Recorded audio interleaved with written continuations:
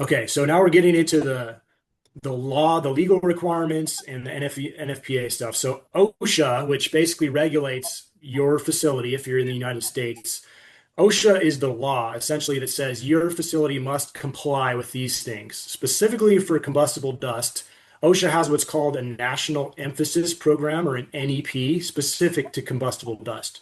So if you just Google OSHA combustible dust NEP, you'll bring up their whole list of requirements.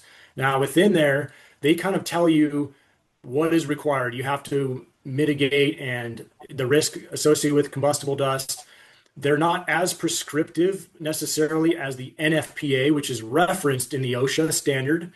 NFPA is, you can think of it as like a list of guidelines. So industry experts over the years have developed the NFPA standards to serve as the benchmark for combustible dust protection. OSHA, as like the legal regulatory authority, points to the NFPA and says, if you have combustible dust and you follow the NFPA guidelines, you should be good.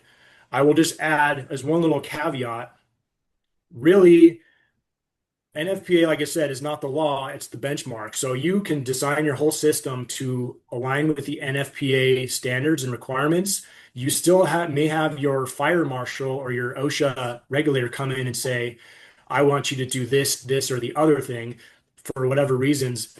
So that's why we always recommend that the customer bring in your regulators like with the plan so that because they're ultimately the one that's going to sign off is your facility up to code or not. NFPA is there as the benchmark standard. Everything we recommend is going to be in compliance with NFPA, and the OSHA inspector is going to look at the NFPA and agree with it. But you also need to bring in that stakeholder, your regulator, let them know what you're going to do. So if they have questions, that we can address them up front.